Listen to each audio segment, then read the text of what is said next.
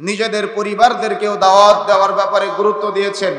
আল্লাহ রাব্বুল আলামিন বলছেন, ইয়া আইয়ুহাল্লাযীনা আমানু কু আনফুসাকুম ওয়া আহলিকুম নারা, হে ঈমানদারগণ, তোমরা নিজেরা জাহান্নামের আগুন থেকে বাঁচো এবং তোমাদের পরিবারদেরকে জাহান্নামের আগুন থেকে বাঁচাও। কিন্তু দুঃখজনক হলো সত্য যে আজকে আমরা নিজেরা জাহান্নামের আগুন থেকে বাঁচার প্রচেষ্টা চালাই না এবং আমাদের পরিবারদের মাঝেও সেই দাওয়াতটা পৌঁছে দেওয়ার মতো প্রচেষ্টা আমরা করি না। এজন্য আমাকে আপনাকে যদি আমরা সুখময় জান্নাত লাভ করতে চাই, তাহলে নিজেরা যেমন জাহান্নামের আগুন থেকে বাঁচার প্রচেষ্টা চালাতে হবে, সেম একইভাবে পরিবারের সদস্যদেরকে জাহান্নামের আগুন থেকে বাঁচানোর জন্য প্রচেষ্টা করতে হবে। যদি আপনি চান আপনার সন্তান আদর্শিত হোক, তাহলে বিবাহের সময় উত্তম স্ত্রী বাছাই করতে হবে। আর বোন, যদি আপনি চান বিবাহের পরে আপনার সন্তান সৎ এবং আদর্শ সন্তান হিসেবে গড়ে উঠুক, তাহলে আপনাকে অবশ্যই একজন উত্তম স্বামী বাছাই করতে হবে। আর আপনার উত্তম স্বামী বাছাইয়ের জন্য সবচাইতে উত্তম সহযোগী হলো আপনার বাবা।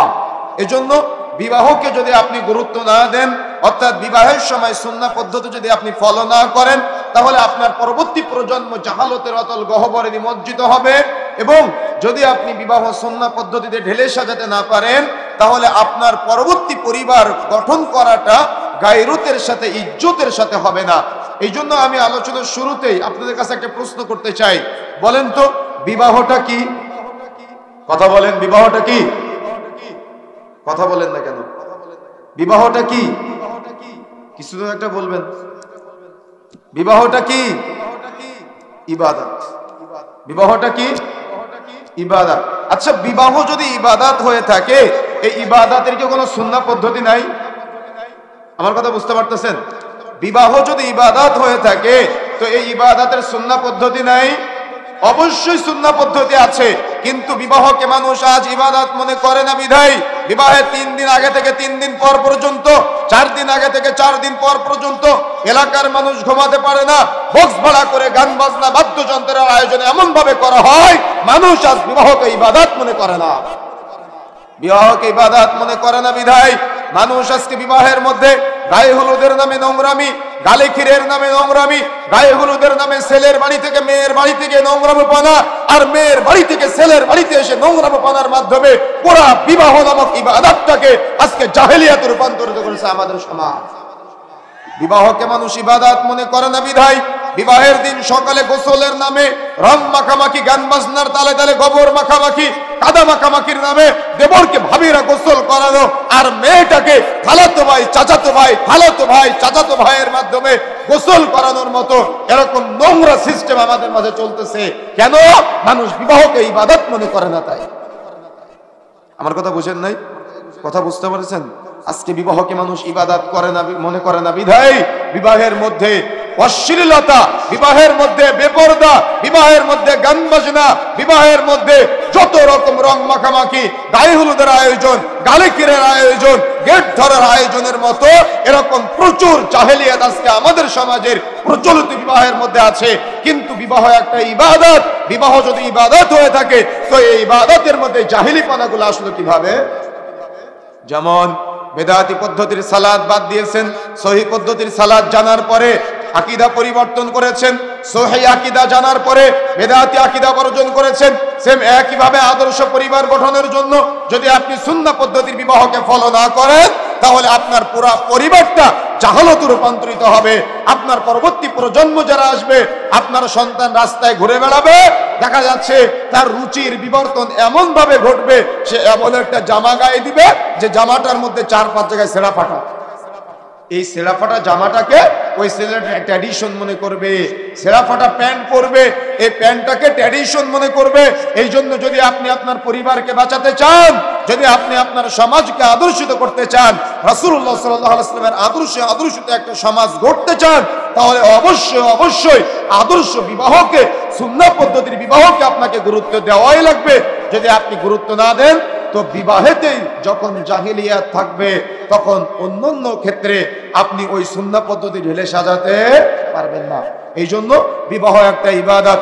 রাসূলুল্লাহ সাল্লাল্লাহু আলাইহি ওয়াসাল্লাম বলছেন, ইয়া মা'শারাশ শাবাব মান ইসতাতা মিনকুম, হে যুবক সম্প্রদায়, যাদের বিবাহ করার ক্ষমতা আছে তোমরা বিবাহ করো। বিবাহ করার ক্ষমতা কি? বিবাহ করার ক্ষমতা হলো স্ত্রী পরিচালনা করার ক্ষমতা। বিবাহ করার ক্ষমতা কি? বিবাহ করার ক্ষমতা হলো শারীরিক ক্ষমতা। বিবাহ করার ক্ষমতা কি? বিবাহ করার ক্ষমতা হলো আর্থিক ক্ষমতা। তার মানে যখন আপনার বিবাহ করার সামর্থ্য আসবে তখনই আপনাকে বিবাহ করতেই হবে। আর এ ব্যাপারে লাজনার ফতোয়া হলো, উপযুক্ত বয়স হওয়ার পরে যদি সন্তানকে বাবা মা বিবাহ না দেয়, অর্থাৎ অভিভাবক বিবাহ না দেয়, তাহলে সন্তান বিবাহ বহির্ভূত যত গোপন পাপ করবে প্রত্যেক পাপের একটা করে ভাগ বাবা মার আমলনামায় লিপিবদ্ধ হবে। কথা বুঝেন নাই মনে হয়? কথা বুঝতে পেরেছেন? সন্তানকে বিবাহ না দিয়ে বাড়িতে বসিয়ে রেখেছেন, ছেলেকে বিবাহ দেন না, মেয়েটা চাকরি বাকরি করবে তারপরে মেয়েটাকে বিবাহ দিবেন। বা দেখা যাচ্ছে ছেলেটার উপযুক্ত বয়স হওয়ার পরেও আপনি ছেলেটাকে বিবাহ দিচ্ছেন না, কেন? রিজিকের চিন্তায়, যে আমার ছেলেটা বিবাহের পরে খাওয়াবে কি। আচ্ছা, আপনার দাদার বিয়ে হয়েছিল কত বছর বয়সে? আপনার দাদির বিবাহ হয়েছিল কত বছর বয়সে? আপনার নানার বিবাহ হয়েছিল কত বছর বয়সে? আপনার নানির বিবাহ হয়েছিল কত বছর বয়সে? তারা কি না খেয়েছিল? নাকি তাদের পরিবারের যে সুখ এবং শান্তি ছিল, আজকে আমাদের সমাজের পরিবারগুলোতে ওই সুখ এবং শান্তি নাই? তাই না? কেন নাই? দিনকে মূল্যায়ন করেন নাই তাই। কেন নাই? দিনের মর্যাদা দেন নাই তাই। এই জন্য মনে রাখার চেষ্টা করতে হবে। রাসূলুল্লাহ সাল্লাল্লাহু আলাইহি ওয়াসাল্লাম বলছেন, ইয়া মা'শারাশ শাবাব মান ইসতাতা'a মিনকুম, হে যুবক সম্প্রদায়, যার বিবাহ করার ক্ষমতা আছে তোমরা বিবাহ করো। আবার বিবাহ করার ক্ষমতা মানে এটা না যে বিবাহের পরে সেলফি তুলে ফেসবুকে আপলোড করে দেওয়া। বিবাহ করার ক্ষমতা মানে এটা নয় যে বিবাহ করার পরে স্ত্রীকে মোটরসাইকেলের পিছনে নিয়ে রাস্তায় বেপরদায় ঘুরে বেড়ানো, রাস্তার মানুষকে দেখানো, এটা বিবাহ করার পরে গায়রত সম্পন্ন স্বামীর কাজ না। কথা বুঝতে পেরেছেন? এই জন্য বিবাহ করার আগে স্ত্রী পরিচালনা করার ক্ষমতা অর্জন করতে হবে। বিবাহ করার আগে স্ত্রীকে যে আপনি দিনদারিতার মধ্যে রাখবেন, এই ক্ষমতা আপনাকে অর্জন করতে হবে। সুতরাং বিবাহের গুরুত্ব আছে। বিবাহ একটা ইবাদত। আমাদের সমাজে অনেকেই লালন ফকিরের মুরিদ আছে। এরা কি করে? এরা বিয়ে শাদী না করে মাজারে মাজারে লাল শালুর মতো লাল কাপড় পরে ঘুরে বেড়ায়, চুলের মধ্যে জট বাঁধা থাকে। এরা জীবনে বিয়ে শাদী করতে চায় না। এরা বলে বিয়ে শাদী করলে ইবাদতে বিঘ্ন ঘটতে পারে। আছে না আমাদের সমাজে? লালন ফকিরের কিছু আদর্শ মনে রাখার চেষ্টা করবেন। রাসূলুল্লাহ সাল্লাল্লাহু আলাইহি ওয়াসাল্লামের আমল সম্পর্কে তিনজন এসে জানতে চাইলো। রাসূলের আমল সম্পর্কে তাদের জানানো হলো। যখন রাসূলুল্লাহ সাল্লাল্লাহু আলাইহি ওয়াসাল্লামের আমল সম্পর্কে জেনে তারা চলে যাচ্ছেন, যাওয়ার সময় নিজেরা নিজেরা আলোচনা করছেন। রাসূল নবী হওয়া সত্ত্বেও, মাসুম হওয়া সত্ত্বেও এত এত এত বেশি আমল করেছে, আমরা তো কিছুই আমল করতে পারি না। তখন তিন বন্ধুর মধ্যে এক বন্ধু বলল, আমি জীবনে রাতে কখনো ঘুমাবো না, সারা রাত সালাত আদায় করব। তিন বন্ধুর মধ্যে এক বন্ধু বলল, আমি জীবনে কখনো রোজা ছাড়বো না, সিয়াম ছাড়বো না, সারা জীবন আমি সিয়াম পালন করব। তিন বন্ধুর মধ্যে এক বন্ধু বলল, আমি জীবনে কখনো বিয়ে শাদী করব না। কেন? বিয়ে শাদী করলে স্ত্রী পরিবার প্রয়োজন আসবে, তখন ওই স্ত্রী পরিবার প্রয়োজনের মাধ্যমে ইবাদতে বিঘ্ন ঘটবে, এই জন্য আমি জীবনে বিয়ে শাদী করব না। রাসূলুল্লাহ সাল্লাল্লাহু আলাইহি ওয়াসাল্লাম তাদের কথা শুনতে পেয়ে রাসূলুল্লাহ সাল্লাল্লাহু আলাইহি ওয়াসাল্লাম তাদের ডাক দিলেন, ডেকে বলছেন, শুনে রাখো, আমি নবী হওয়া সত্ত্বেও, রাসূল হওয়া সত্ত্বেও, মাসুম হওয়া সত্ত্বেও আমি রাতের কিছু অংশ ঘুমাই, কিছু অংশ ইবাদত করি, আমি কিছুদিন সিয়াম পালন করি, কিছুদিন সিয়াম ছেড়ে দেই। আল্লাহ রাসূল বলছেন, শুনে রাখো, আমি বিবাহ করেছি, আমার স্ত্রী পরিবার প্রয়োজন আছে। যদি কেউ আমার এই সুন্নতের বিরোধিতা করে তাহলে সে উম্মত থেকে খারিজ হয়ে যাবে। তাহলে বিবাহ না করে মাজারে মাজারে লাল শালু করে ঘুরে বেড়ানোর অনুমতি ইসলামে আছে? কথা বলেন, ইসলামে আছে? ইসলামে নাই। এই জন্য মনে রাখার চেষ্টা করতে হবে। বিবাহের গুরুত্ব নিয়ে আলোচনা করলে এরকম বহু আলোচনা করা যায়, তবে আমি এদিকে সময় নষ্ট করার চেষ্টা করছি না। যে কথা বলতে চাচ্ছিলাম, বিবাহের গুরুত্ব আছে, বিবাহ করতেই হবে। বিবাহ করলে প্রত্যেক পুরুষ এবং নারীর জন্য তার চরিত্রের হেফাজত করা সহজ হয়ে যায়। কিন্তু দুঃখজনক হলো সত্য যে আজকে বাবা মা সন্তানদেরকে বিবাহ দিতে চায় না। মনে রাখার চেষ্টা করতে হবে, উপযুক্ত বয়স হওয়ার পরে সন্তানকে বিবাহ দেওয়া এটা বাবা মার অন্যতম একটা দায়িত্ব।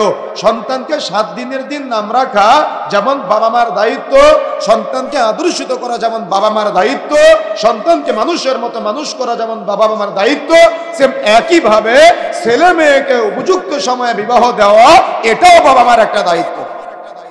কথা বুঝতে পেরেছেন? সন্তানকে উপযুক্ত জায়গায় বিবাহ দেওয়া এটাও বাবা মার একটা অন্যতম দায়িত্ব। যদি বাবা মা এই দায়িত্ব অবহেলা করে তাহলে বাবা মাকে অবশ্যই জবাব দেওয়া লাগবে। আপনি আপনার সন্তানকে বিবাহ দিচ্ছেন না রিজিকের চিন্তায়, কেন? রিজিকের দায়িত্ব আল্লাহ আপনার উপরে দিয়েছে। কথা বলতেছেন এখন, আল্লাহ আপনার উপরে দিয়েছে। রিজিকের দায়িত্ব কার হাতে? কার হাতে? আল্লাহর হাতে। তো রিজিকের দায়িত্ব তো আল্লাহর হাতে, আপনি আল্লাহর কাছ থেকে নিজের কাছে ছিনিয়ে নিলেন কেন? আল্লাহ তো রিজিকের দায়িত্ব তার কাছে রেখে দিয়েছে, আপনি কেন আল্লাহর কাছ থেকে নিয়ে নিজের উপরে রিজিকের দায়িত্ব নিয়ে সন্তানকে বিবাহ দিচ্ছেন না, ছেলেকে বিবাহ দিচ্ছেন না? আপনি কি জবাব দিতে পারবেন কিয়ামতের মাঠে? সুতরাং সন্তানের রিজিকের চিন্তা করা বড় বিষয় না, সন্তানের চরিত্র গঠন করা বড় বিষয়। একজন ইমানদার, একজন পরহেজগার, একজন তাকওয়াশীল, একজন জ্ঞানী বাবা মার বৈশিষ্ট্য হলো সন্তানকে দ্রুত বিবাহ দিয়ে তাকে হালাল করে দেওয়া। কেন? সন্তানের চরিত্র গঠন করা এটা বাবা মার অন্যতম একটা দায়িত্ব। বাবা মা যদি দায়িত্ব অবহেলা করে তাহলে সন্তান পথভ্রষ্ট হয়ে যায়, সন্তান জাহালতের মধ্যে নিমজ্জিত হয়ে যায়। এজন্যই তো আজকে প্রেম প্রীতি ভালোবাসার নামে এরকম নোংরামি আমাদের সমাজে চলতেছে। কেন? সন্তানকে উপযুক্ত সময় হালাল করে দেয় না, বৈধ করে দেয় না। এই জন্য তারা তাদের চরিত্র অপাত্রে ব্যবহার করতেছে আজকে। এই জন্য সতর্ক হতে হবে, সাবধান হতে হবে। দ্রুত সময়ের মধ্যে সন্তানকে বিবাহ দিয়ে হালাল করে দিবেন। সেটা হতে পারে ছেলে, সেটা হতে পারে মেয়ে। এখন আসুন, আপনি বিবাহের জন্য প্রস্তুতি গ্রহণ করেছেন যে আপনার সন্তানকে বিবাহ দিবেন। বিবাহের প্রস্তুতি গ্রহণ করলে প্রথমে ছেলে এবং মেয়ে দেখার পালা। আমাদের সমাজে প্রচলিত আছে, একটা মেয়েকে দেখতে যাওয়ার সময় তার সৌন্দর্য দেখা হয়, চেহারার সৌন্দর্য এবং শারীরিক চেহারার সৌন্দর্যের পাশাপাশি দেখা হয় আর্থিক সচ্ছলতা এবং দেখা হয় বংশ মর্যাদা। কিন্তু মনে রাখার চেষ্টা করবেন, যদি আপনি এই তিনটা পেয়ে যান এবং এই তিনটার সাথে সাথে দিনদারিতা পেয়ে যান, তাহলে রাসূলুল্লাহ সাল্লাল্লাহু আলাইহি সাল্লামের এই হাদিসকে কেন্দ্র করে উলামায়ে কেরাম বলেছেন এটা হলো নূরুন আলা নূর, এটা হলো কল্যাণের উপরে কল্যাণ, এটা হলো ভালোর উপরে ভালো, এটা হলো সফলতার উপরে সফলতা। তার মানে দিনদারিতাও আছে, বংশ মর্যাদা আছে, দিনদারিতাও আছে, অর্থ সম্পদ আছে, দিনদারিতাও আছে, সৌন্দর্য আছে।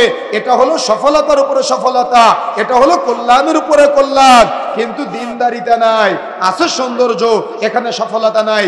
দিনদারিতা নাই, আছে বংশ মর্যাদা, এখানে সফলতা নাই। দিনদারিতা নাই, আছে অর্থ সম্পদ, এখানেও সফলতা নাই। আজকে আমাদের সমাজের যুবক ছেলেরা দিনদারিতাকে মূল্যায়ন না করে যে আপনার সাথে মোবাইলে প্রেম করে তাকে আপনি বিবাহ করার জন্য আল্লাহর কাছে চান। এজন্যই তো আজকে আমাদের সমাজে তালাকের প্রবণতা বেড়ে গিয়েছে। চতুর্দিকে শুধু তালাক আর তালাক, তালাক আর তালাক, যেদিকে যায় সেদিকেই তালাক। প্রতিটা পরিবারে অশান্তি, প্রতিটা পরিবারে সুখ নাই, স্বামী স্ত্রীর মধ্যে তৃপ্তি নাই, শান্তি নাই। কেন? আজকে বিবাহের সময় দিনদারিতাকে মূল্যায়ন করে না বিধায় আজকে পরিবারে সুখ নাই, আজকে পরিবারে শান্তি নাই, আজকে পরিবারে তৃপ্তি নাই। এই জন্য বিবাহের সময় আপনি দিনদারিতা দেখবেন প্রথমে। যদি দিনদারিতার পাশাপাশি আপনি অন্যান্য সৌন্দর্য, বংশ মর্যাদা, অর্থ সম্পদ পেয়ে যান তাহলে আলহামদুলিল্লাহ। কিন্তু দিনদারিতা নাই, আছে সৌন্দর্য, আপনি বিবাহ সেখানে করবেন না। দিনদারিতা নাই, আছে অর্থ সম্পদ, টাকার মোহে আপনি বিবাহ করবেন না। দিনদারিতা নাই, আছে বংশ মর্যাদা, বংশ মর্যাদা আপনার পরিবারে সুখ দিতে পারবে না। এই জন্য দিনদারিতাকে মূল্যায়ন করতে হবে। যেখানে দিন আছে সেখানে সফলতা আছে, যেখানে দিন নাই সেখানে সফলতা নাই। এই জন্য অবশ্যই বিবাহের সময়, মেয়ে দেখার সময় দিনদারিতাকে মূল্যায়ন করতে হবে। এখন বোন, আপনি হয়তো ভাবতেছেন একটা ছেলে, সে টুপি মাথায় দিয়ে আছে, মুখে লম্বা দাঁড়িয়ে আছে, গায়ে লম্বা জুব্বা পাঞ্জাবি আছে, সে আপনার সাথে মোবাইলে প্রেমের আলাপন করে। আমি বলে যাচ্ছি, সে যতই পাঞ্জাবি পরুক আর দাড়ি রাখুক, তার মধ্যে দিনদারিতা নাই। যদি দিনদারিতা থাকতো সে আপনার সাথে মোবাইলে প্রেমের আলাপন করতে পারতো না। কথা বুঝেন নাই? গায়ে লাগতেছে আপনাদের? মনে রাখার চেষ্টা করতে হবে যুবক ভাই, যে মেয়েটা হয়তো হাত মোজা পরে, পা মোজা পরে, মুখমণ্ডল ঢেকে, হয়তো বোরখা পরে আপনার সাথে প্রেমের আলাপনে লিপ্ত হয়। আপনি সাজদায় গিয়ে আল্লাহকে বলতেছেন, আল্লাহ আমাকে তাকেই চাই। আপনি যে আল্লাহর কাছে শুধু তাকেই চাইলেন, আরে তার মধ্যে তো দিনদারিতা নাই। দিনদারিতা থাকলে শুধু আপনার সাথে মোবাইলে প্রেম করতে পারতো না। কথা কি বুঝতে পেরেছেন? যদি দিনদারিতা থাকতো তাহলে আপনিও তার সাথে কথা বলতে পারতেন না, আর সেও আপনার সাথে মোবাইলে প্রেমের আলাপনে লিপ্ত হতে পারতো না। উভয়ে সতর্ক হতেন, উভয়ে সাবধান হতেন। উভয়ের মধ্যে দিনদারিতা নাই। এই জন্য বিবাহের পরে 1 মাস পর থেকে বিবাহ বিচ্ছেদ, ছেলে তার বাড়িতে, মেয়ে তার বাড়িতে চলে যায়, তালাক আর তালাক। এই জন্য বিবাহের সময় ছেলে মেয়ে উভয়কেই দিনদারিতার ব্যাপারে গুরুত্ব দিতে হবে। যেখানে দিন আছে সেখানে সফলতা আছে, যেখানে দিন নাই সেখানে সফলতা নাই, যেখানে দিন নাই সেখানে কল্যাণ নাই। এখন আসুন, মেয়ে দেখার পালা আমাদের সমাজে প্রচলিত আছে। বিশেষ করে আমাদের সাতক্ষীরাতে, আমার দেশের বাড়ি সাতক্ষীরাতে, ওদিকে আমরা দেখেছি যখন মেয়ে দেখতে যাই তখন ছেলের সাথে সাথে, জানি না আপনাদের এলাকায় আছে কিনা, তবে আমাদের ওদিকে আমরা দেখেছি মেয়ে দেখতে যাওয়ার সময় ছেলের সাথে ছেলের দুলা ভাই, মামাতো ভাই, খালাতো ভাই, চাচতো ভাই, এলাকার মেম্বার, চেয়ারম্যান, ইমাম সাহেব, ছেলের বাবা, মামা, খালু, দুলা ভাই যা আছে সবাই একসাথে যায়। যাওয়ার পরে উঠানের মাঝখানে একটা চেয়ার দেওয়া হয়, ওই চেয়ারে মেয়েটাকে বসানো হয় আর চতুর্দিকে সবাই গোল করে 14-15টা চেয়ার দেওয়া হয়। একদিক থেকে দুলা ভাই জিজ্ঞাসা করে, মা একটু সূরা ফাতিহা পড়ে শোনাও তো। আবার মামা বলে চুলটা খুলে দেখাও তো। আবার আরেক দিক থেকে আরেক চাচা বলে একটু হেঁটে দেখাও তো। কি আছে কিনা? আপনাদের এলাকায় আছে এগুলা? আপনাদের এলাকায় আছে এগুলা? আচ্ছা, বিবাহের সময় একটা মেয়েকে বিবাহের প্রস্তাব দিলে তাকে দেখা যায়, শরীয়ত বলেছে তাকে দেখা যায় এবং দেখতে হবে। কে দেখতে পাবে? যে বিবাহের প্রস্তাব দিবে সে দেখতে পাবে। কতটুকু দেখতে পাবে? হাতের কবজি দেখতে পারবে, পায়ের পাতা দেখতে পারবে, মুখমণ্ডল দেখতে পারবে। তার মানে যে বিবাহের প্রস্তাব দিবে সে দেখতে পারবে। কতটুকু দেখতে পারবে? হাতের কবজি, পায়ের পাতা আর মুখমণ্ডল। তাহলে যে মেয়েটাকে বিবাহের প্রস্তাব দেওয়া হবে না, যে মেয়েটা পর্দা করবে, তার কতটুকু দেখা যাবে? কথা বুঝেন নাই মনে হয়? কথা বুঝতে পেরেছেন? মোহাব্বতপুরের মানুষ, আহলে হাদিস সমাজ আমি জানি, কিন্তু আপনার সমাজ যখন রাস্তা দিয়ে আমরা ঘুরি তখন দেখা যায় মেয়েটা বেপরদায় ওই মাফলারের মতো করে উড়না পরে ঘুরে বেড়ায়, আর আপনি নিজেকে আহলে হাদিস বলে দাবি করেন। কথা বুঝেন নাই? আমার কথা বুঝতে পেরেছেন? সুতরাং মাইকের আওয়াজ যতদূর পর্যন্ত যাচ্ছে দায়িত্বহীন ভাষায় বলে যেতে চাই, মনে রাখার চেষ্টা করবেন, বিবাহের সময় ছেলে যখন মেয়ে দেখতে যাবে তখন ছেলের সাথে সাথে দুলা ভাই, মামাতো ভাই, খালাতো ভাই, চাচতো ভাই তো বহু দূরের কথা, ছেলের বাপ পর্যন্ত মেয়ে দেখতে যেতে পারবে না। কেন? ওই ছেলে যেমন মেয়েকে বিবাহের প্রস্তাব দিতে পারে, ছেলে দুলা ভাইও মেয়েকে বিবাহের প্রস্তাব দিতে পারে। ছেলে যেমন মেয়েকে বিবাহের প্রস্তাব দিতে পারে, ছেলের খালাতো ভাইও মেয়েকে বিবাহের প্রস্তাব দিতে পারে। ছেলে যেমন ওই মেয়েকে বিবাহের প্রস্তাব দিতে পারে, ছেলের বাপ ওই মেয়েকে বিবাহের প্রস্তাব দিতে পারে। তাহলে একটা মেয়েকে কয়জন মিলে বিবাহের প্রস্তাব দিবেন আপনারা? সমাজে চলতেছে জাহেলিয়াত, সমাজে চলতেছে পাপাচার, সমাজে চলতেছে এই নোংরামি। এই জন্য শুধুমাত্র যে বিবাহের প্রস্তাব দিবে সে মেয়ে দেখতে যাবে, তার সাথে তার বন্ধু যেতে পারে, খালাতো ভাই, মামাতো ভাই যেতে পারে, তার বাবা যেতে পারে, কিন্তু মেয়ে দেখতে পারবে না। মেয়ে শুধুমাত্র একা ছেলে দেখবে। যদি ছেলে পছন্দ করে তাহলে অন্যান্য মহিলা সদস্য যারা আছে তারা মেয়ে দেখবে। কথা বুঝেন নাই? কথা বুঝতে পেরেছেন? এখন আপনি ছেলের বাবা, আপনি আফসোস করে বলতেছেন যে আপনি কেমন বক্তব্য দিয়ে গেলেন যে আমি ছেলের বাপ, আমি কি আমার বৌমাকে পছন্দ করব না? না, আপনার বৌমা বিবাহের আগে তাকে দেখা আপনার জায়েজ না। বিবাহ যখন আপনার ছেলে করবে তারপরে আপনি আপনার বৌমার মাহারাম হবেন। আমার কথা বুঝেন না মনে হয়? কথা বুঝতে পেরেছেন? এখানে আবেগ দিয়ে চলবে না, বিবেক দিয়ে চিন্তা করতে হবে। এটা শরীয়ত, এটা ইসলামী শরীয়ত, এখানে আপনার ব্যক্তিগত বুঝ চলবে না। আর এই বিবাহের সময় এক শ্রেণীর মামার আমদানি হয়, এক শ্রেণীর দুলাভাইয়ের আমদানি হয়। এই চরিত্রহীন দুলাভাই এরা কি বলে জানেন? এরা বলে শালকের মেয়ে দেখতে যাওয়ার সময় আমার শ্বশুর আমাকে দাওয়াত দেয়নি, আমি বিয়েতে যাব না। কি বলে কিনা? এরা হলো 3 নম্বর শ্রেণীর চরিত্রহীন নোংরা দুলাভাই। কেন নোংরা বললাম এটা আলোচনা শেষে বলে যাবো, আপনি রাগ করলে আমার কিছু করার নাই। দাওয়াত দিলে কথা আপনাকে শুনতে হবে। ভুল কেন করবেন? পাপ কেন করবেন? সুতরাং যে কথা বলতে চাই, মেয়ে দেখতে যাওয়ার সময় সমাজে প্রচলিত এই যে দলবল নিয়ে যাওয়ার প্রথা, এটা চলবে না। ছেলে একা মেয়ে দেখতে যাবে, যদি ছেলে মেয়েটাকে পছন্দ করে তাহলে অন্যান্য মহিলা সদস্য যারা আছে অর্থাৎ মা, খালা, ফুফু, একেবারে নিকটের বোন, মামি, একেবারে নিকটের মহিলা সদস্য যারা আছে তারা মেয়ে দেখতে যাবে। আবার এলাকা থেকে মহিলা ভাড়া করে নিয়ে যান না মেয়ে দেখার জন্য? কি আছে না? ভাড়া করে নিয়ে যায় ভুল ধরার জন্য। আরে বিয়ের আগে যদি আপনি ভুল ধরেন তো বিয়ের পরে আপনি কি করবেন? আমার কথা বুঝতে পেরেছেন? বিয়ের আগে যদি ভুল ধরার চিন্তা থাকে তো বিয়ের পরে আপনি কি করবেন? এই জন্য যদি ছেলে পছন্দ করে তাহলে মহিলা সদস্য যারা আছে তারা মেয়ে দেখতে যেতে পারে, সমস্যা নেই। এখন আসুন, তাহলে ছেলে একা মেয়ে দেখতে যাবে এবং মেয়ের দিনদারিতা রাসূলুল্লাহ সাল্লাল্লাহু আলাইহি ওয়াসাল্লাম বলছেন যদি কেউ চায় তাহলে সে গোপনেও যাচাই বাছাই করতে পারে। তার মানে মেয়ে কতটুকু দিনদার এটা আপনি গোপনে যাচাই বাছাই করে নেবেন। তা না হলে ওই মেয়ে যদি আপনার বাড়িতে আসে তাহলে আপনার পরিবার শেষ। আপনার যতগুলি সন্তান হবে আপনার সন্তানগুলা দিনদার হবে না, পরহেজগার হবে না, তাকওয়াশীল হবে না। এই জন্য বিবাহ করার আগে আপনাকে এমন দিনদার মেয়ে বা দিনদার স্ত্রী বাছাই করতে হবে। আর একজন দিনদার মেয়ে কখনো 14-15 জনের সামনে তার চেহারা দেখাবে না। কথা বুঝতে পেরেছেন? তবে এখানে একটা মাসালা বের করা যায়, সেটা হলো একটা নারীর পর্দার ব্যাপারে, অর্থাৎ প্রত্যেক নারীর পর্দার মাসালাটা আপনি এখান থেকে নিতে পারেন। রাসূলুল্লাহ সাল্লাল্লাহু আলাইহি সাল্লাম বলছেন, সালাসাতুন কদ হারামাল্লাহু আলাইহিমুল জান্নাহ, 3 শ্রেণীর ব্যক্তি তারা কখনোই জান্নাতে যাবে না। তার মধ্যে 3 নম্বরটা হচ্ছে দায়ুস। দায়ুসকে আল্লাযী ইকুরু ফি আহলিল খাবাস, যে তার পরিবারে পর্দা চালু রাখে না, তার উপরে জান্নাত হারাম। তার মানে ওই যে আপনার মেয়েটা বেপরদায় রাস্তাঘাটে ঘুরে বেড়ায়, ছেলে বন্ধুর সামনে যায়, রাস্তাঘাটে চলে যায়, রাসূলুল্লাহ সাল্লাল্লাহু আলাইহি ওয়াসাল্লাম বলছেন আপনি অভিভাবক হিসেবে আপনার জান্নাত হারাম। কথা কি বুঝতে পেরেছেন? আমাদের সমাজে এই বক্তব্য দিলে আমাদের বোনেরা বুঝবে না কেন, পারিবারিকভাবে তাদের মাঝে এই দ্বীনের শিক্ষা, এই পর্দার শিক্ষাটা নাই। আমরা সালাতে সহি হয়েছি, আকীদায় সহি হয়েছি, সিয়াম পালনও সহি পদ্ধতিতে করি, হজও সহি পদ্ধতিতে সম্পাদন করি, কিন্তু পর্দা মানার ক্ষেত্রে প্রায় 80% আহলুল হাদিস সমাজ এখনো পর্যন্ত 100% পর্দা করতে পারে না। নাই। কয়জনের স্ত্রী হাত মোজা পরান, কয়জনের স্ত্রী পা মোজা পরান, কয়জনের স্ত্রী মুখমণ্ডল ঢাকেন। আপনার স্ত্রী যায় একটা বোরকা পরে, ওই বোরকার পিছনে আবার বেল্ট আছে, আরে বেল্ট দিয়ে বেঁধে যদি শরীরের গঠন বোঝাতে হয়, ও বোরকা পরার কি দরকার? এজন্য আজকে বাড়িতে গিয়ে আপনার স্ত্রীর পিছনের বেল্ট যেটা আছে, বোরকার পিছনের বেল্ট কেটে দিবেন। আর আপনার মেয়ে যেন আগামীকাল থেকে বেল্টওয়ালা বোরকা পরে বাজারে বাড়ির বাইরে যেতে না পারে, এই শিক্ষা অর্জন করতে হবে। আমি গত 2 মাস আগে মদিনা সফরে ছিলাম, সেখানে আমাদের এক দিনী ভাইয়ের খেজুরের দোকানে বসে আছি। আরবিয়ান একজন মহিলা তিনার ছেলেকে সাথে নিয়ে খেজুর কিনতে এসেছে।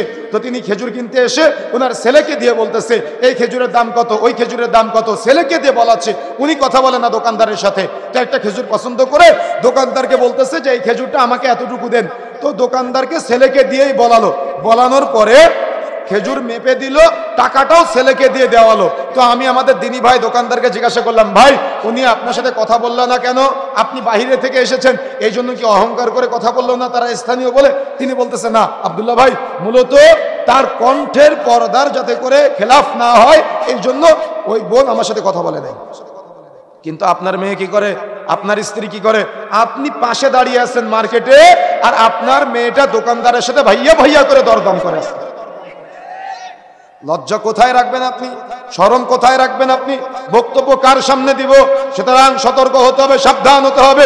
পরিবার পরিবর্তনের জন্য আপনি একজন উত্তম বাবা হিসেবে আপনি নিজেকে প্রমাণ দিতে পারেন, কিন্তু আপনি বাবা মা হিসেবে যদি সন্তানের সামনে অপরাধ করেন, তাহলে আপনার সন্তান কিন্তু কখনো আপনাকে মূল্যায়ন করবে না। এই জন্য প্রিয় বন্ধুরা আমার, বিবাহের সময় আপনাকে অবশ্যই দিনদারিতার বিষয়ে দৃষ্টি দিতে হবে, ভ্রুক্ষেপ করতে হবে। যদি আপনি দিনদারিতার ব্যাপারে মূল্যায়ন না করেন, তাহলে আপনি দুনিয়াতেও ঠকে যাবেন, আখিরাতেও ঠকে যাবেন। এই জন্য একজন দিনদার মেয়ে কখনো সে এরকম 14-15 জনের সামনে তার চেহারা উন্মুক্ত করে দিবে না, 14-15 জনের সামনে তার মাথার চুল খুলে দেখাবে না, যদি তার মধ্যে দিন থাকে। এই জন্য প্রিয় বন্ধুরা আমার, বিবাহের সময় ছেলে একা মেয়ে দেখতে যাবে, ছেলের সাথে তার পরিবারের অন্য সদস্যরা যেতে পারে, তবে তারা মেয়ে দেখতে পারবে না। কেন? তারা মাহারাম না, সেজন্য। তবে মেয়েটার হাতের কবজি, পায়ের পাতা আর মুখমণ্ডল শুধুমাত্র যে বিবাহের প্রস্তাব দিবে সে দেখতে পাবে।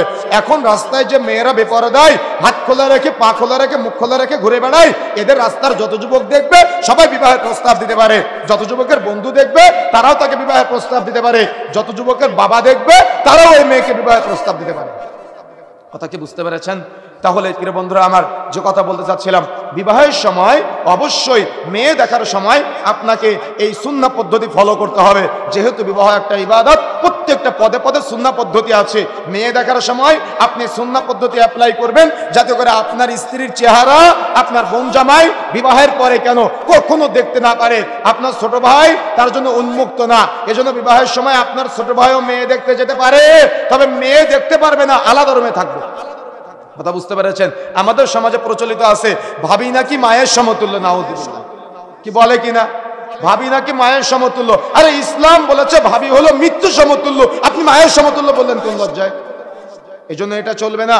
সুতরাং যে কথা বলতে চাই, মনে রাখার চেষ্টা করতে হবে আমাদের এই সমাজ পরিবর্তনের জন্য, আদর্শিত সমাজ গঠনের জন্য বিবাহের সময় এই সুন্নাহ পদ্ধতি ফলো করতে হবে। তাহলে যেমন মেয়ে দেখার সময় দিনদারিতাকে ফলো করবেন, সেম একইভাবে ছেলে দেখার ক্ষেত্রে মেয়ের বাবা যারা আছেন ইসলামী শরীয়তের মৌলিক পরিভাষায় 3টা পয়েন্ট আপনি দেখতে পারেন। তার মধ্যে ছেলের 1 নম্বর দেখতে হবে দিনদারিতা, ছেলে কতটুকু দিনদার, কতটুকু পরহেজগার, কতটুকু তাকওয়াশীল। 2 নম্বরে দেখতে হবে ছেলে হালাল উপার্জন করে কিনা। কেন? ইবাদত কবুলের মৌলিক পূর্ব শর্ত হলো 2টা। 1 রাসূলের পদ্ধতিতে হতে হবে, 2 হালাল উপার্জন হতে হবে। যদি উপার্জন হালাল না হয় তাহলে আপনার ইবাদত কবুলযোগ্য হবে না।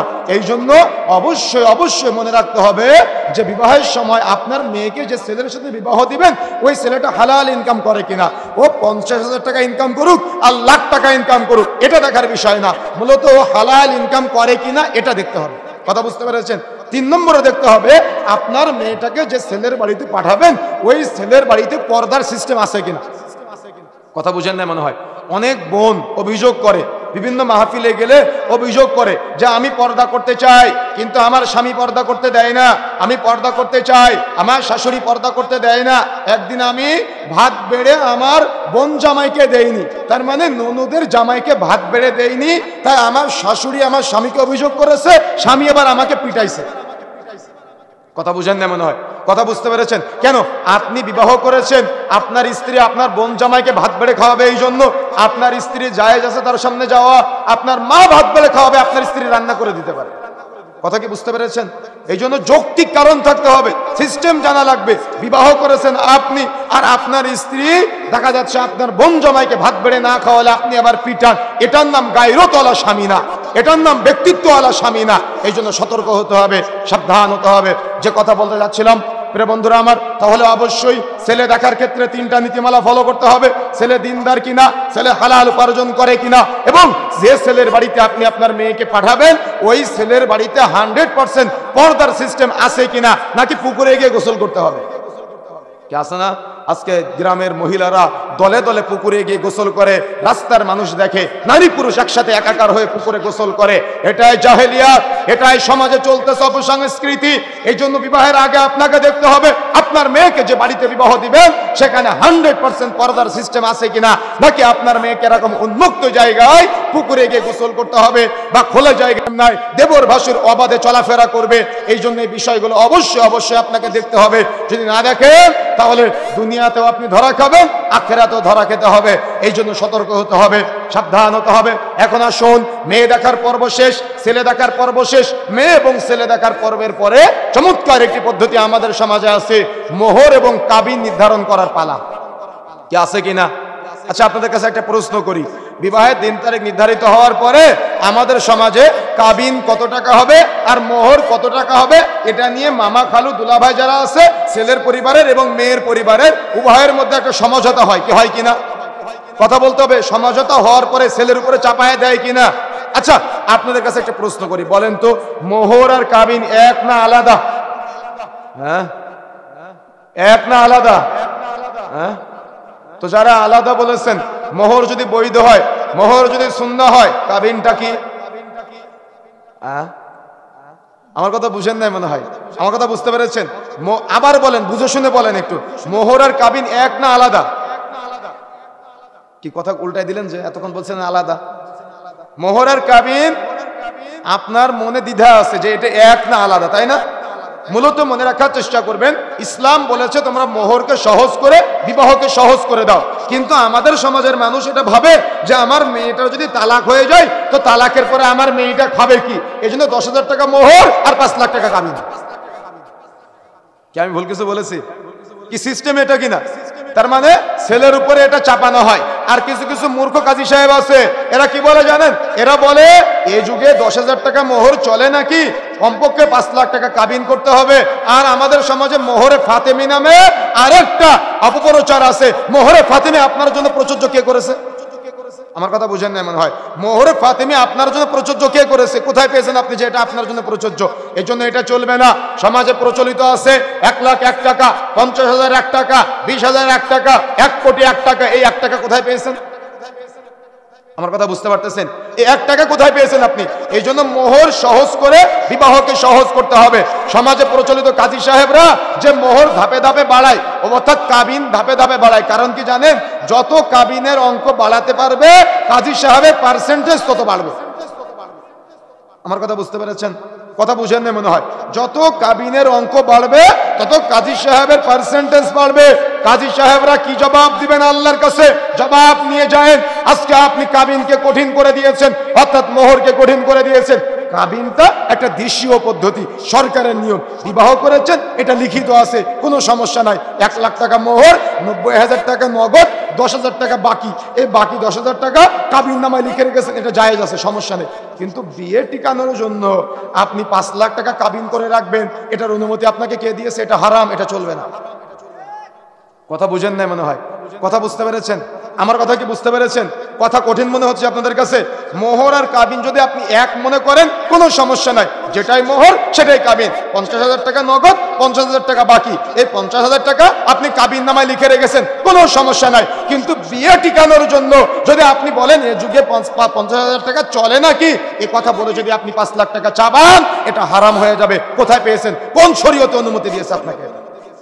আমার কথা বুঝতে পেরেছেন? জায়েজ কতটুকু বলেন তো? একটা নির্দিষ্ট অঙ্ক আছে, কিছু বাকি কিছু নগদ, এই বাকিটা কাবিন নামায় লিখে রাখবেন, সমস্যা নাই। কিন্তু মোহর আলাদা মনে করা, কাবিন আলাদা মনে করা, কাবিনকে বিয়ে টিকানোর মাধ্যম মনে করা, এটা নিতান্ত জাহেলিয়াত। এটা নিতান্তই চলবে না, এটা নিতান্তই অন্যায়। সুতরাং প্রিয় বন্ধুরা আমার, সমাজে প্রচলিত মোহর এবং কাবিন নির্ধারিত করতে পারে না আমাদের সমাজ। মোহরকে সহজ করে, বিবাহকে সহজ করে দিবেন। মোহর নির্ধারণ করার সময় নিজেকে মানা প্রমাণ করার চেষ্টা করবেন না, নিজেকে খালু প্রমাণ করার চেষ্টা করবেন না। আপনার প্রেস্টিজ দিয়ে তার মোহর নির্ধারিত হবে না, তার ইনকামের উপরে তার মোহর নির্ধারিত হবে। ছেলে ইনকাম করে মাসে 10,000 টাকা, আপনি 5 লাখ টাকা তার উপরে মোহর চাপায় দিলেন, এটা কি পেয়েছেন আপনি? আমার কথা বুঝেন না মনে হয়। কথা বুঝতে পেরেছেন? তাহলে মোহর নির্ধারণ করার সুন্নাহ পদ্ধতি কেমন, সহিহ পদ্ধতি কেমন? ছেলে আর মেয়ের বাবা, তার মানে মেয়ের ওলি, ছেলে আর মেয়ের ওলি দুজনে কথোপকথন করবে। ভালো করে মনে রাখবেন, ছেলে আর মেয়ের ওলি দুজনে কথোপকথন করবে। ছেলেকে মেয়ের ওলি জিজ্ঞাসা করবে, আমার মেয়েকে তো তোমার সাথে বিবাহ দিচ্ছি, তো মোহর কত নির্ধারণ করা যায়? তুমি কত মোহর দিতে পারবা তোমার হালাল ইনকাম থেকে? সহজ না? কত সুন্দর সিস্টেম না?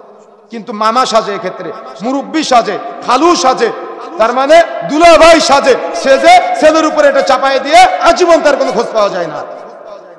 কিন্তু এত চমৎকার একটা পদ্ধতি, ছেলে আর মেয়ের ওলি দুজনের মধ্যে কথা হবে, আমার মেয়েকে তো তোমার সাথে বিবাহ দিচ্ছি, বা আমার বোনকে তো তোমার সাথে বিবাহ দিচ্ছি, তুমি কত টাকা মোহর দিতে পারবা? তখন ছেলে বলবে যে আমি আমার হালাল ইনকাম থেকে আমি এত টাকা মোহর দিতে পারবো। যদি আপনার পছন্দ হয় তো আপনি বিবাহ দিবেন, পছন্দ না হলে বিবাহ দিবেন না। তাই বলে আপনি বার্গেনিং করতে পারবেন না।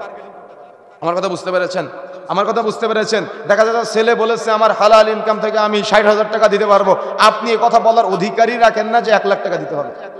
কথা বুঝতে পেরেছেন? এই অনুমতি আপনি কোথায় পেয়েছেন? আর আজকে আমাদের সমাজের কাজী সাহেবরা আজকে এগুলা ছেলের উপরে চাপায় দেয়, ছেলের পরিবারের উপরে চাপায় দেয়। অনেকেই মান সম্মান রক্ষার জন্য কবুল বলে ফেলে, আর বউয়ের কাছে গিয়ে পরে ক্ষমা চায়। এগুলো কাপুরুষতার পরিচয়। কবুল বলেছেন কেন? আপনি কবুল বলার আগে সিদ্ধান্ত নেবেন, কবুল বললে আপনাকে দেওয়া লাগবে। কথা বুঝতে পেরেছেন? কবুল আপনি বলেছেন কেন? কবুল বললে আপনাকে দেওয়া লাগবে। ওই যে লিখে রেখেছে না, ওটা শুধু কাগজ কলমে লেখা না, ওটা আপনাকে পরিশোধ করা লাগবে। এই জন্য প্রিয় বন্ধুরা আমার, যে কথা বলতে চাচ্ছিলাম, বিবাহের সময় এই মোহরকে সহজ করে, বিবাহকে সহজ করে দিতে হবে। মোহর কঠিন করা যাবে না, মোহর কঠিন করা চলবে না। আমাদের সমাজে প্রচলিত আছে মোহরের কথাবার্তার পাশাপাশি পণ নির্ধারণ করার পালা বা যৌতুক নির্ধারণ করার পালা। যৌতুকের এই প্রথা কোথা থেকে এসেছে? ওই যে হিন্দুদের বিবাহের পরে, তারা তো মেয়েরা বিবাহের পরে কোনো কিছু পায় না, এজন্য বিয়ের দিন যা কিছু আছে সব একসাথে দিয়ে দেয়। কথা বুঝেন না মনে হয়? যা কিছু আছে সব একসাথে দিয়ে দেয়। এই জন্য তারা কি করে? এই জন্য তারা ওই বিবাহের সময় যেহেতু একসাথে দিয়ে দেয়, এই সংস্কৃতিটা বা এই পদ্ধতিটা আজকে আমাদের সমাজেও ঢুকে গিয়েছে। যখন বিবাহ শাদী হয় তখন ছেলের বাবা বেলজ্জার মতো, তার মানে বেলজ্জতির মতো, তার মানে শরম ছাড়া হয়ে বিয়া সাহেবকে বলে, বিয়া সাহেব তাহলে তো বিয়ের দিন তারিখ নির্ধারিত হলো, মোহরটাও নির্ধারিত হলো, তো আমার ছেলেকে কি কি দিবেন? কি বলে কিনা? কথা বলতে হবে, বলে কিনা? যে আমার ছেলের ঘরটা কি দিয়ে সাজিয়ে দিবেন। একটা মেয়ে দেখা যাচ্ছে একটা পরিবারে তিনটা ছেলে, একটা পরিবারে তিনটা ছেলে। বড় বৌমা বিয়ের সময় বাবার বাড়ি থেকে আসার সময় তিনটা গরু আর একটা মোটরসাইকেল নিয়ে এসেছে। মেজ বৌমা বাবার বাড়ি থেকে আসার সময় দেখা যাচ্ছে ঘর সাজিয়ে নিয়েছে, স্বর্ণ গহনা নিয়ে এসেছে। এখন ছোট ছেলেকে বিবাহ দেওয়ার সময় ছোট ছেলেকে যে বাড়িতে বিবাহ দিয়েছে ওই বাড়ির অর্থাৎ মেয়ের বাবা অনেক গরিব, কিচ্ছু দিতে পারে নাই। এখন বারবার খোঁটা দেয় শাশুড়ি, বারবার খোঁটা দেয় এলাকার মানুষ। এখন ঘর ঝাড়ু দিবে কে? ছোট বউ। ঘর মুছবে কে? ছোট বউ। থালা বাসন ধুবে কে? ছোট বউ। রান্না বান্না করবে কে? ছোট বউ। কেন? ছোট বউর বাবা যে গরিব। আমার কথা বুঝেন না মনে হয়, এটা মানবিক কথা বলতেছি আমি। আমার কথা আপনি বুঝতে পারবেন না কেন? আপনার মধ্যে বিবেকটুকু নাই, আপনার মধ্যে চিন্তাটুকু নাই। আপনি পুরুষ হিসেবে জন্ম দিয়ে নিয়েছেন, কিন্তু আপনি কাপুরুষ। আপনার মধ্যে বিবেকটুকু আপনি জাগ্রত করতে পারেন নাই। হয়তো মেয়েটার বাবা গরিব, এজন্য আপনি দিন কি দিন আর পাশের বাড়ির ভাবি ও বিয়ের পরের দিন মেয়েটাকে গিয়ে জিজ্ঞাসা করে যে তুমি তো বিবাহ করেছো, তাহলে স্বর্ণ কি কি দিয়েছে তোমার বাবা? লজ্জা শরম আছে আপনার? হায়া শরম আছে? এই 15-20 বছর যাবত মেয়েটাকে বড় করে তুললো, কত কঠিন যত্ন আদর যত্ন মায়া ভালোবাসা দিয়ে আপনার জন্য তৈরি করে পাঠালো, আর আপনি এই বিবাহের সময় বাবার বাড়ি থেকে ওই দেখা যাচ্ছে মোটরসাইকেল, খাট সাজিয়ে নেওয়া, ঘর সাজিয়ে নেওয়া এবং ব্যক্তিকে সাজিয়ে নেওয়ার প্রথা কোথায় পেয়েছেন? এটা ইসলামে নাই, এটা হারাম, এটা চলবে না, এটা নিষিদ্ধ। এই জন্য প্রিয় বন্ধুরা আমার, আজকে আমাদের সমাজে যৌতুকের নামে যে জাহিলিয়াত আছে, যৌতুকের নামে আমাদের সমাজে যে জাহালত প্রচলিত আছে, এটা থেকে আমাদের বের হয়ে আসতে হবে। যদি আপনি বের হয়ে আসতে না পারেন তাহলে অবশ্যই কিয়ামতের মাঠে জবাব দেওয়া লাগবে। যারা যৌতুকের জন্য স্ত্রীকে চাপ প্রয়োগ করেছেন, শ্বশুর শাশুড়িকে চাপ প্রয়োগ করে দেখা যাচ্ছে যৌতুকের টাকায় অনেক কিছু করে ফেলেছেন, আগামীকাল সকাল হতে হতে সব কিছু ফেরত দেওয়ার চেষ্টা করবেন। তা না হলে কিয়ামতের মাঠে অবশ্যই ফেরত দেওয়া লাগবে। কেন? এটা হারাম। আপনি জুলুম করে নিয়েছেন আপনার স্ত্রীর উপরে। যদি আপনার স্ত্রী যৌতুকের টাকা বাবার বাড়ি থেকে না নিয়ে আসে তো আপনি আপনার স্ত্রীকে পিটান। কি আছে কিনা সমাজে এগুলা? সুতরাং এই যে জাহালত আমাদের সমাজে আছে, এই জাহালত থেকে বের হয়ে আসতে হবে, এই নোংরামি থেকে বের হয়ে আসতে হবে, এই অপসংস্কৃতি থেকে আমাদের বের হয়ে আসতে হবে। যদি আমরা বের হয়ে আসতে না পারি তাহলে পরিবারগুলো আদর্শিত হবে না। আপনার ছেলেটা দেখে যে আমার বাবা যৌতুকের জন্য আমার মাকে পিটায়, এবং আপনার ছেলেটা ওই দিন থেকে আপনাকে আর মূল্যায়ন করবে না, আপনাকে আর গায়রত অর্থাৎ দাম দিবে না, আপনাকে আর মর্যাদা দিবে না। কেন? জানে যে আমার বাবা আমার মাকে পিটায় যৌতুকের জন্য, এজন্য আপনি বাবা হিসেবে আপনাকে মূল্যায়ন করবেন আপনার ছেলেটা। কথা বুঝতে পেরেছেন? এই জন্য সতর্ক হতে হবে, সাবধান হতে হবে, ব্যক্তিত্বওয়ালা গায়রতওয়ালা বাবা মা হতে হবে। আর গায়রতওয়ালা বাবা মার জন্য অবশ্যই বিবাহের সময় এই দিনদারিতাকে মূল্যায়ন করতে হবে। সুতরাং প্রিয় বন্ধুরা আমার, বিবাহের সময় যেমন মোহরকে সহজ করতে হবে, কাবিনের নামে বিয়ে টিকানোর প্রচলিত যে জাহিলিয়াত আছে আমাদের সমাজে, এটা থেকে যেমন বের হয়ে আসতে হবে, সেম একই পদ্ধতিতে আজকে আমাদের সমাজে যৌতুকের নামে যে জাহালত আছে, এই যৌতুকের নোংরামি থেকে বের হয়ে এসে বিবাহকে সহজ করতে হবে, যাতে করে যৌতুকের মতো এই অপসংস্কৃতি, যৌতুকের মতো এই গুনাহের কাজ আমাদের সমাজে কোনো পরিবারে না থাকে। এদিকে খেয়াল রাখতে হবে। আপনি বাবা হিসেবে অর্থাৎ শ্বশুর শাশুড়ি হিসেবে আমি আপনাকে বলে যাই, কখনো বৌমাকে যৌতুকের জন্য নির্যাতন করবেন না। কখনো বৌমাকে যৌতুকের জন্য আপনি হয়তো শারীরিক নির্যাতন করেন না, কিন্তু মানসিক নির্যাতন করেন, এটাও করবেন না। অবশ্যই জবাব দেওয়া লাগবে আল্লাহর কাছে। কথা বুঝতে পেরেছেন? এই জন্য যে কথা বলতে যাচ্ছিলাম, বিবাহের সময় মোহর সহজ করতে হবে, যৌতুক পরিত্যাগ করতে হবে, যৌতুক বাতিল করতে হবে, যৌতুক একেবারে আমাদের সমাজ থেকে উঠিয়ে দিতে হবে। এখন আসুন যে কথা বলতে চাই, বিবাহের দিন নির্ধারিত হলো, বিবাহের দিন নির্ধারিত হওয়ার পরে বিবাহের 3 দিন আগে থেকে 3 দিন পর পর্যন্ত এলাকার মানুষ আর ঘুমাতে পারে না। কেন ঘুমাতে পারে না?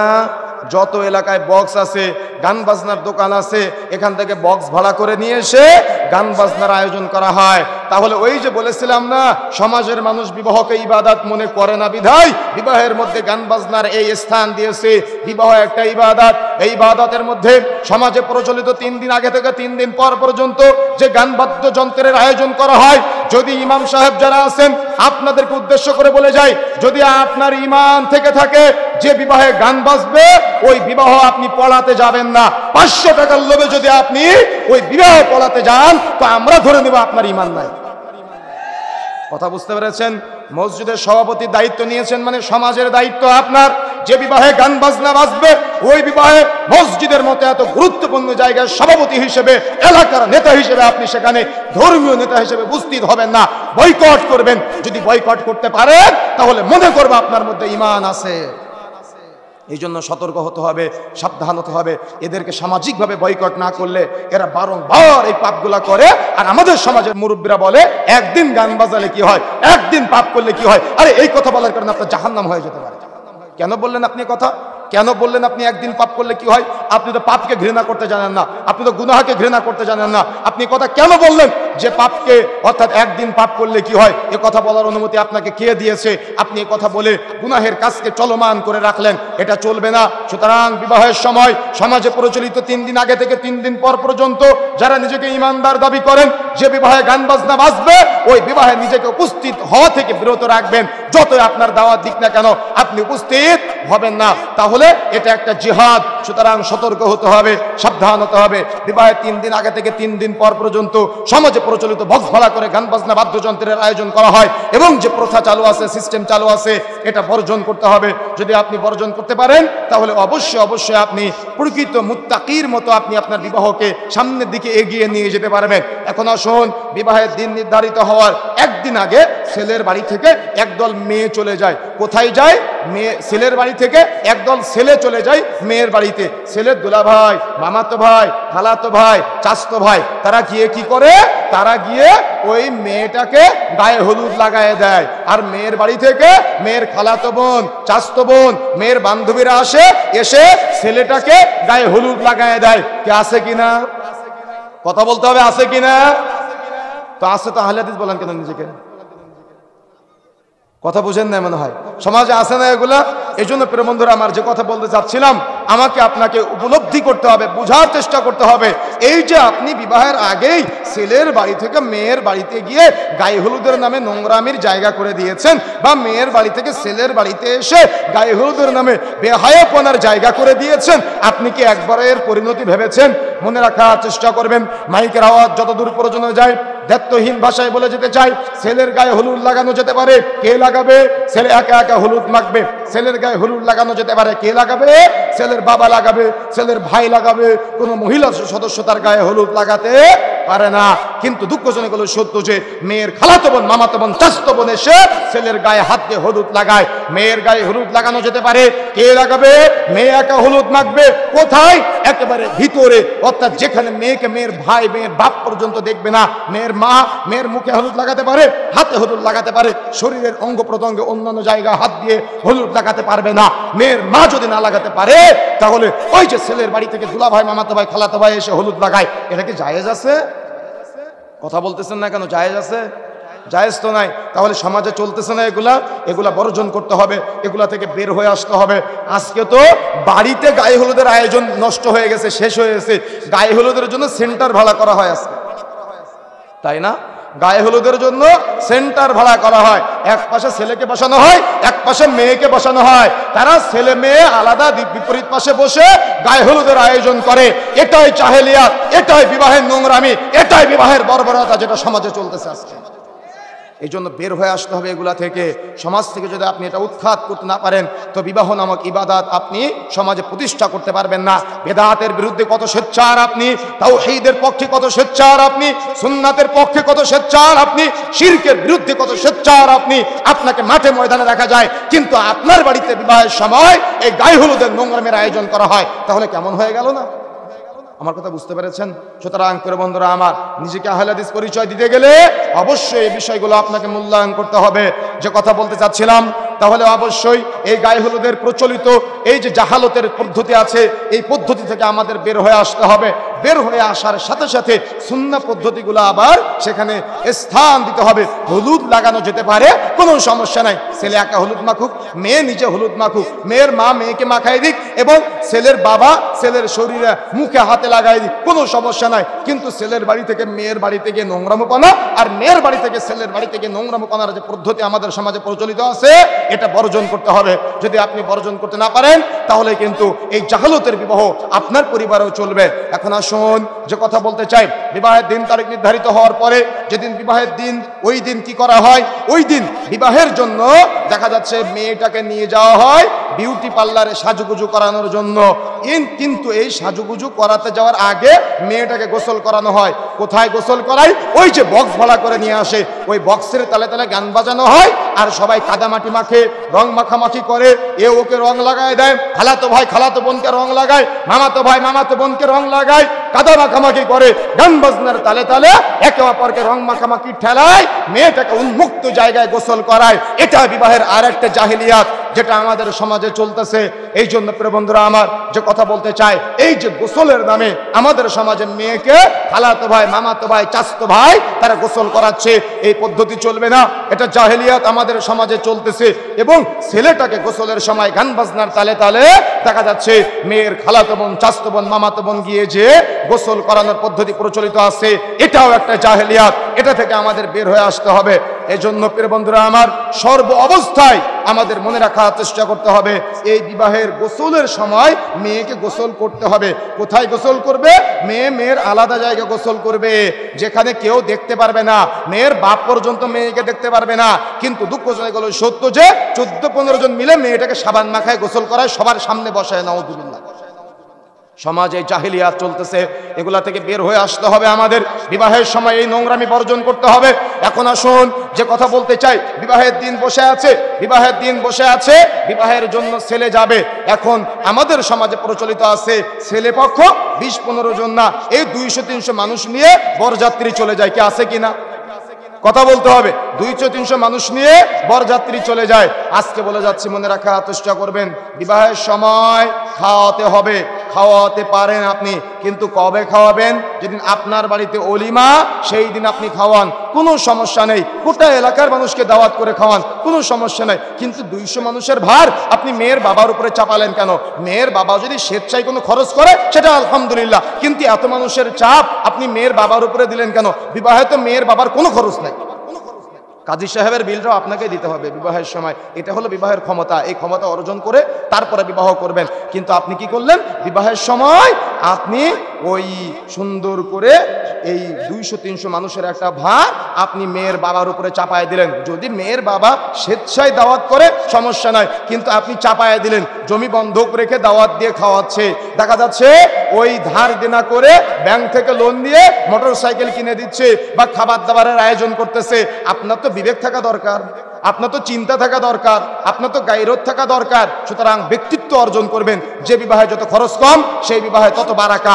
এই জন্য প্রিয় বন্ধুরা আমার, যে কথা বলতে চাচ্ছিলাম, তাহলে আপনি খাওয়াতে পারেন, কোনো সমস্যা নাই। কবে খাওয়াবেন? যেদিন আপনার বাড়িতে অলিমা, সেই দিন আপনি খাওয়ান। গোটা এলাকার মানুষকে দাওয়াত করে খাওয়ান, কোনো সমস্যা নেই। ইসলামী শরীয়তে আপনি খাওয়াতে পারেন, বৈধতা আছে।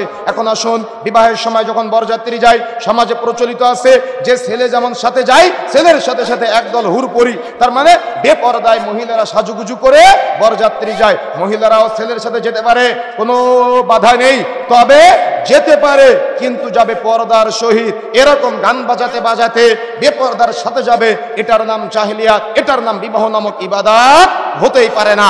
এই জন্য সমাজে প্রচলিত বরযাত্রী যাওয়ার সময় একেবারে বিউটি পার্লার থেকে ননদেরা, বিউটি পার্লার থেকে বোনেরা সাজুগুজু করে এসে রাস্তার মানুষকে চেহারা দেখাতে চলে যায়।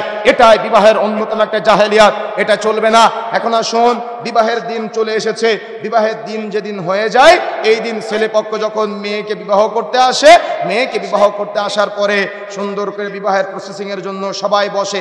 ছেলেরা মেয়েরা একসাথে বসতে দেওয়া হয়, ছেলে মেয়ে একসাথে মুখোমুখি বসে খাওয়া দাওয়ার আয়োজন করে। বিবাহের দিন এবং অলিমার দিন খাওয়া দাওয়ার আয়োজন করবেন, কোনো বাধা নেই, অনুমোদন আছে। তবে স্বামী স্ত্রী দুইজন আসবে, স্বামী চলে যাবে এক প্যান্ডেলে, মেয়ে চলে যাবে, স্ত্রী চলে যাবে আর এক প্যান্ডেলে। তার মানে ছেলে মেয়ে একসাথে বসে খাওয়া দাওয়ার যে পদ্ধতি প্রচলিত বিবাহে আছে, এটা বর্জন করতে হবে। কথা বুঝতে পেরেছেন? এটা হলো সুন্নাহ পদ্ধতির বিবাহের একটা অন্যতম নীতিমালা। আপনি খাওয়া দাওয়ার আয়োজন করতে পারেন, কোনো সমস্যা নাই। তবে অবশ্যই যেখানে খাবারের ব্যবস্থা করবেন, মাঝখান থেকে পার্টিশন দিয়ে দিবেন। ছেলেরা এক সাইডে খাওয়া দাওয়া করবে, স্বামী আর স্ত্রী এসেছে, স্বামী চলে যাবে এক প্যান্ডেলে, স্ত্রী চলে যাবে আর এক প্যান্ডেলে। অর্থাৎ ছেলে মেয়েকে দেখার কোনো সুযোগ নাই, পুরাটাই আলাদা। বিবাহের দিন, বিবাহের আগে যদি মেয়ে দেখার সময় ছেলের বাবা মেয়ে দেখতে না পারে, তো বিবাহের দিন যারা বরযাত্রী ছেলে বন্ধুরা যায়, এরা কি বউকে বিউটি পার্লার থেকে সাজুগুজু করানো বউকে দেখতে পারে? কথা বুঝেন না মনে হয়। কথা বুঝতে পেরেছেন? আজকে তো আমরা এটা বুঝি নাই যে আমাদের স্ত্রীর সৌন্দর্য কার জন্য। তো এটা বুঝবেন কিভাবে বলেন তো? আপনার স্ত্রীর সৌন্দর্য কার জন্য? 50 মার্ক পেয়েছেন? হ্যাঁ, রিক্সা চালকের জন্য, ট্রাক চালকের জন্য, দোকানদারের জন্য, কার জন্য? তো স্বামীর জন্য, শুধুমাত্র স্বামীর জন্য। কার জন্য? কি যুক্ত করতে হবে? একটা শব্দ যুক্ত করতে হবে, বলেন তো সেটা কি? শুধুমাত্র স্বামীর জন্য, পৃথিবীর আর কারোর জন্য না, শুধুমাত্র স্বামীর জন্য। এজন্য ওই বিবাহের দিন থেকে আপনাকে গায়রতওয়ালা, ব্যক্তিত্বওয়ালা হতে হবে, গায়রত সম্পন্ন হতে হবে, ব্যক্তিত্ব সম্পন্ন হতে হবে, যেন বিবাহের পরেও আপনার স্ত্রীকে কেউ দেখতে না পারে, বিবাহের দিনেও আপনার স্ত্রীকেও দেখতে না পারে। কেন জানেন? ওলামায়ে কেরাম বলেছেন, ইমানদার নারী হলো কস্তুরী অপেক্ষা সৌরভময়, ইমানদার নারী হলো পূর্ণিমার চাঁদ অপেক্ষা স্নিগ্ধময়। আল্লাহ রাসূল বলছেন, আর দুনিয়া কুল্লুহা মাতা, গোটা পৃথিবীটা হলো সম্পদ। ওয়া খায়রু মাতা'আদ দুনিয়া, তার মধ্যে শ্রেষ্ঠ সম্পদ হলো আল মারআতু আস-সালিহা, সতী এবং সাধবী স্ত্রী। কথা বুঝতে পারেন না মনে হয়? কথা বুঝতে পেরেছেন? তার মানে গোটা পৃথিবীটা সম্পদ, টাকা পয়সা সম্পদ, জমি জায়গা সম্পদ, গাড়ি বাড়ি সম্পদ, এই সব সম্পদের শ্রেষ্ঠ সম্পদ হলো আপনার সতী এবং সাধবী স্ত্রী। আর যদি আপনি আপনার স্ত্রীকে সতী এবং সাধবী হিসেবে দেখতে চান, তো বিবাহের সময় থেকে গায়রতকে মেইনটেইন করতে হবে। যদি আপনি ব্যক্তিত্ব মেইনটেইন করতে না পারেন, তাহলে কিন্তু অবশ্যই আপনি ধরা খাবেন। তার মানে আপনি বিবাহ করবেন বা আপনার বাড়িতে আপনার স্ত্রী আসবে, কিন্তু সে গায়রতওয়ালা হবে না, ব্যক্তিত্বওয়ালা হবে না। সে আপনার বন্ধুর সাথে খোশ গল্প করবে, সে আপনার ছোট ভাইয়ের সাথে খোশ গল্প করবে, সে আপনার বোন জামাইয়ের সাথে খোশ গল্প করবে। এই জন্য ব্যক্তিত্বওয়ালা হতে হবে, ব্যক্তিত্ববান হতে হবে। সুতরাং প্রিয় বন্ধুরা আমার, যে কথা বলতে চাই, তাহলে বিবাহের দিন আপনি যে মেয়েটাকে বিবাহ করবেন, ওই মেয়েটা সুন্দরী করে সাজুগুজু করবে, তবে সে মহিলাদের মধ্যে থাকবে, কোনো ছেলে তাকে দেখতে পারবে না। কথা বুঝতে পেরেছেন? কোনো ছেলে তাকে দেখতে পারবে না। আর একটা পোশাক কিনবেন আজকে থেকে, বিবাহের সময় শাড়ি, কাপড় চোপড়, লেহেঙ্গা তো কিনেন, এটার পাশাপাশি আরেকটা কাপড় কিনবেন, সেটা হলো বোরখা। বিবাহের সময় আরেকটা পোশাক কিনবেন, সেটা হলো হাত মোজা। বিবাহের সময় আরেকটা পোশাক কিনবেন, সেটা হলো পা মোজা। বিবাহের সময় মুখমণ্ডল ঢাকার নেকাব কিনবেন। তার মানে যেদিন আপনার স্ত্রী আপনার বাড়িতে আসবে, ওই দিন থেকে যেন 100% পর্দা করে আপনার বাড়িতে আসতে পারে। কথা বুঝেন না মনে হয়? কথা কি বুঝতে পেরেছেন? যেদিন আপনার স্ত্রী আপনার বাড়িতে আসবে, ওই দিন যেন 100% পর্দা করে আপনার স্ত্রী আপনার বাড়িতে আসে। তার মানে অবশ্যই ঢিলাঢালা বোরখা কিনতে হবে আপনার স্ত্রীর জন্য, অবশ্যই আপনার স্ত্রীর জন্য হাত মোজা কিনতে হবে, অবশ্যই আপনার স্ত্রীর জন্য পা মোজা কিনতে হবে, অবশ্যই আপনার স্ত্রীর জন্য মুখমণ্ডল ঢাকার নেকাব কিনতে হবে। এগুলা সমন্বয় করে আপনার স্ত্রীর জন্য আপনি বাছাই করার চেষ্টা করবেন। বিবাহের সময় অবশ্যই অবশ্যই আপনি এই বোরখা, হাত মোজা, পা মোজা সবকিছু একটা কমপ্লিট প্যাকেজ নিয়ে সেখানে দিবেন। বিয়ে করে যখন বাড়িতে নিয়ে আসবেন, তখন যেন আপনার স্ত্রী হাত মোজা, পা মোজা পরে আপনার বাড়িতে আসতে পারে, সেটা অবশ্যই আপনাকে মূল্যায়ন করতে হবে। তা না হলে ওই বিয়ে করে যখন বাড়িতে নিয়ে যাবেন, তখন ওই যে বলেছিলাম না, আপনার দুলাভাই চান্সে থাকে, ওই বিয়ে করে বাড়িতে নিয়ে যাওয়ার সময় আপনার দুলাভাই চান্সে থাকে। নতুন বউ তো হাঁটতে হাঁটতে যেতে পারবে না, নতুন বউকে কোলে করে নামাবে কে গাড়ি থেকে? কে নামায়? কথা বলেন, কে নামায়? দুলাভাই নামায়। তাহলে আপনার কি গায়রত আছে? আপনার কি ব্যক্তিত্ব আছে? নতুন বিয়ে করে বাড়িতে নিয়ে এসেছেন সবে মাত্র, আর আপনার স্ত্রীকে আপনার দুলাভাই কোলে করে আজকে গাড়ি থেকে নামায়। এর চাইতে বেলজ্জ, তার মানে এর চাইতে নির্লজ্জ, এর চাইতে বেহায়াপনা, এর চাইতে জাহেলিয়াত আর কি হতে পারে? এই জন্য প্রিয় বন্ধুরা আমার, আজকে আমাদের সমাজে বিবাহের মধ্যে এই যে জাহালতগুলো আছে, এগুলো থেকে আমাদের বের হয়ে আসার চেষ্টা করতে হবে। যদি আমরা বের হয়ে আসতে না পারি, তাহলে কিন্তু আমরা উত্তম পরিবার, উত্তম সমাজ গড়তে পারবো না। উত্তম সমাজ গড়ার জন্য, উত্তম পরিবার গড়ার জন্য, আদর্শিত পরিবার গড়ার জন্য আমাকে আপনাকে অবশ্যই অবশ্যই এই বিবাহের সময় দিনদারি থেকে মূল্যায়ন করতে হবে এবং সুন্নাহ পদ্ধতিতে পুরো বিবাহটা ঢেলে সাজানোর জন্য প্রচেষ্টা করতে হবে। আল্লাহ সুবহানাহু ওয়া তাআলা আমাদের তৌফিক দান করুন, বলেন আমিন। সমাজে প্রচলিত এই সুন্নাহ পদ্ধতির বিবাহের পদ্ধতি জানা না থাকার কারণে অনেকেই কোর্ট ম্যারেজ করে পালিয়ে একটা মেয়েকে নিয়ে বিবাহ করে, অথচ রাসূলুল্লাহ সাল্লাল্লাহু আলাইহি ওয়াসাল্লাম বলছেন, ফানিকাহু বাতিল, ফানিকাহু বাতিল, ফানিকাহু বাতিল। যে বিবাহে মেয়ের ওলি নাই, সেই বিবাহ বাতিল। সুতরাং যারা কোর্ট ম্যারেজ করে পালিয়ে প্রেম করে বিবাহ করেছেন, যেখানে মেয়ের ওলি উপস্থিত ছিল না, ওই বিবাহ বাতিল। রাসূলুল্লাহ সাল্লাল্লাহু আলাইহি ওয়াসাল্লাম বলেছেন, সুতরাং নতুন করে বিবাহ করে সংসার করবেন, তা না হলে জেনার গুনাহ হয়ে যাবে। সুতরাং প্রিয় বন্ধুরা আমার, সংক্ষিপ্ত সময়ে যে কথাগুলো বলেছি, উস্তাদ যে চলে এসেছে, আলোচনা দীর্ঘ করতে চাচ্ছি না। বিবাহ কেন্দ্রিক আরো অনেকগুলো জাহেলিয়াত আছে আমাদের সমাজে, এগুলো খুঁজে বের করে এই জাহেলিপানা আমাদের মাঝ থেকে বর্জন করে সুন্নাহ পদ্ধতির বিবাহটা ঢেলে সাজানোর চেষ্টা করতে হবে। তাহলে আমরা উত্তম সমাজ, উত্তম পরিবার, উত্তম সন্তান আমরা সামনে দেখতে পাবো ইনশাআল্লাহ।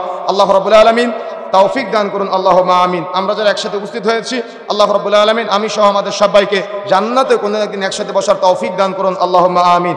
এ আশা, এ দাবি, এ দাওয়া ব্যক্ত রেখে সংক্ষিপ্ত সময়ের আলোচনা আমরা এখানে সমাপ্ত করছি। সুবহানাকাল্লাহুম্মা ওয়া বিহামদিক, আশহাদু আল্লা ইলাহা ইল্লা আনতা, আস্তাগফিরুকা ওয়া আতুবু ইলাইক। ওয়াসসালামু আলাইকুম ওয়া রাহমাতুল্লাহি ওয়া বারাকাতুহু।